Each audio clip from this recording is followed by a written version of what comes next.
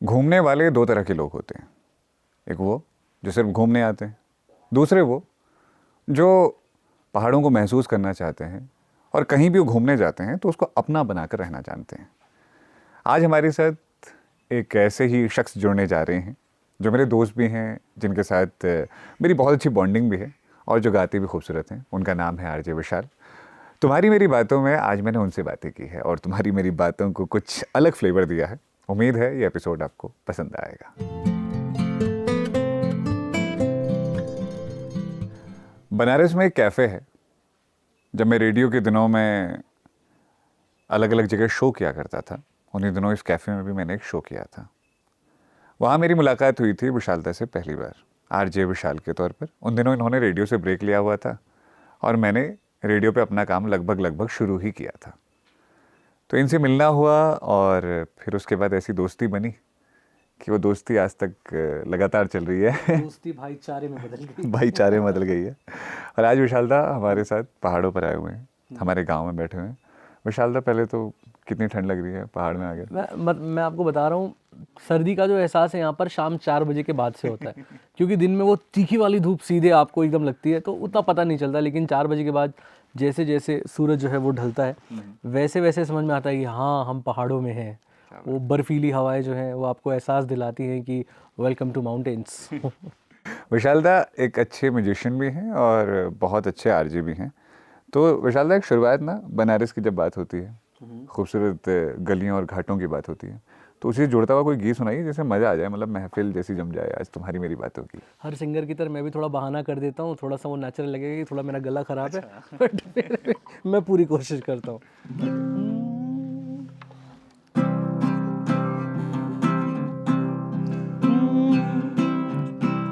नैनों की घाट ले जा, नैनों की नैया, पतवार तू है मेरी, तू ही खेवैया, जाना है पार तेरे, तू ही भंवर है, पहुँचेगी पार कैसे नाजुक सी नैया। क्या बात है, बहुत ही खूबसूरत यार। बहुत ही शानदार गला आपने तो देख ही लिया इनका। और जब हम बात करते हैं बनारस की तो हमारी ताई जी गुजर रही है सामने से। तो वहाँ के घाट बड़े खूबसूरत हैं और ये हमेशा ही हम कहते आए हैं। मुझे लगता है कि सबसे ज़्यादा खूबसूरत वहाँ है सुबह उठ करके सूरज को देखना। बिल्कुल। जब आप अस्सी घाट पर जाते हैं बिल्कुल।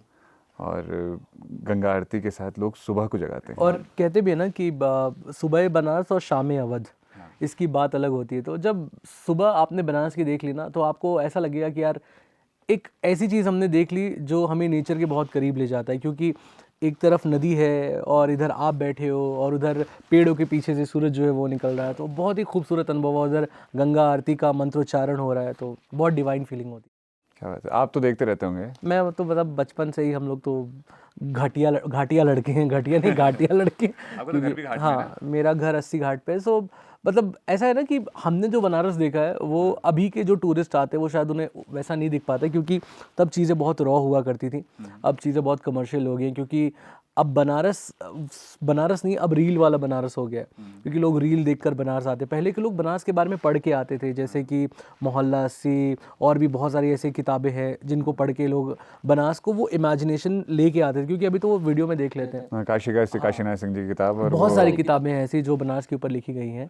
और अभी ठीक है, अभी भी बनारस तो बनारस ही है, लेकिन अगर आपको बनारस आना है ना तो मैं कहूँगा कि सिर्फ बनारस की रील देखकर मत आइए, सच में बनारस एक्सप्लोर करने आइए। बहुत ही बढ़िया यार। पहाड़ों में कैसा रहा आपका सूरज देखना? पहाड़ मैं सबसे पहले तो बता दूं कि मुझे ऐसा लगा ना कि मैं एक घर छोड़कर दूसरे घर में आया हूँ। ये भी मुझे बिल्कुल अपने घर जैसा लगा।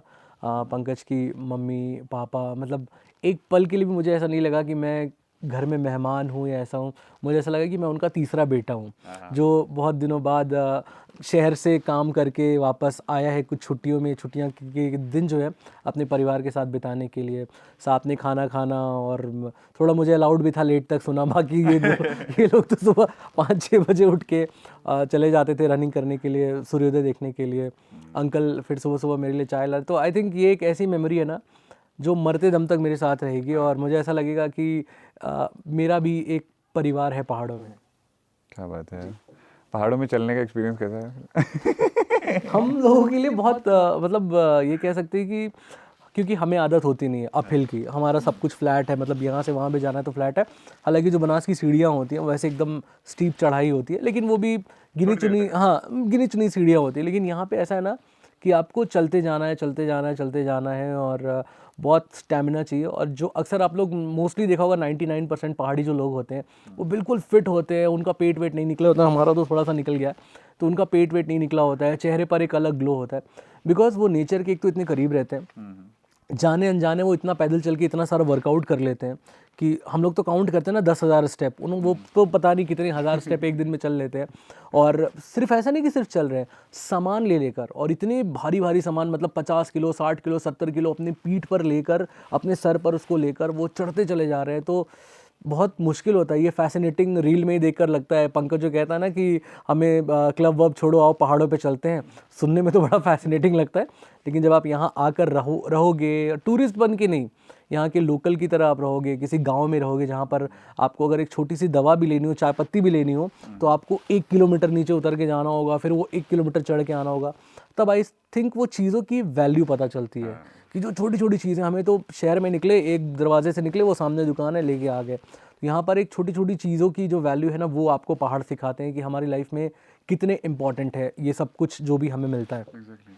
मैंने सुना है ना लोगों को कहते हुए कि यार हम ना मैदानी लोग हैं, हमारा ना पहाड़ में 2-3 दिन बाद मन ऊब जाएगा, क्योंकि वहाँ वैसी चहल पहल नहीं है, शांति है वहाँ बहुत ज़्यादा। तो आपको कैसा लगा, कि आपको क्या लगता है ऐसा सच में होता है? नहीं, ऐसा सच जैसे मॉल नहीं है यहाँ पर और बाजारें नहीं है आसपास। वो तब लगता है जब आपके जान पहचान, मुझे लगता है कहीं भी जब आप जाते हैं, जब आपके दोस्त यार नहीं होते हैं, तो तब आपको थोड़ा सा वो ऑकवर्ड लगता है। लेकिन जब आपके दोस्त यार होते हैं, वहाँ पर जान पहचान हो जाती है अच्छे खासे लोगों से, फिर आपका मन लगने लगता है वहाँ पर, फिर आपको भी वो जगह अनजान नहीं लगती है। फिर आपको पता है कि यार शाम में मेरा वो दोस्त मिलेगा, मैं उसके साथ चाय पीऊँगा, गप मारूंगा। शहर में भी तो हम यही करते हैं ना, हम 10 घंटे 8 घंटे काम करते हैं और उसके बाद शाम का इंतज़ार करते हैं कि दोस्तों के साथ घाट पर जाएँ या चाय की अड़ी पर जाएँ, वहाँ पर बातचीत करें। तो मुझे ऐसा लगता है कि लोग मैटर करते हैं, जगह मैटर करती है। अगर ये सब कुछ माहौल आपको मिल गया ना, तो शहर हो चाहे पहाड़ हो, कोई भी जगह हो, आपको सब कुछ अपना ही लगेगा। क्या बात है, बहुत ही मज़ेदार। तो विशाल दा हमारे साथ आए और इन्होंने कुछ खूबसूरत हिस्से अपनी ज़िंदगी के बताए, और हमने भी यहाँ बहुत खूबसूरत वक्त बिताया विशाल दा के साथ में। आप भी कभी पहाड़ों में चले आएँ तो बैठ करके हम आराम से आंगन में ऐसे ही बैठ कर गपशप मारेंगे। विशाल दा, पहाड़ों के नाम कोई एक खूबसूरत गीत हो जाए तो उसी के साथ हम तुम्हारी मेरी बातों को पूरा करेंगे, तो मज़ा आ जाएगा। ये गीत तुम्हारी मेरी बातों के नाम है।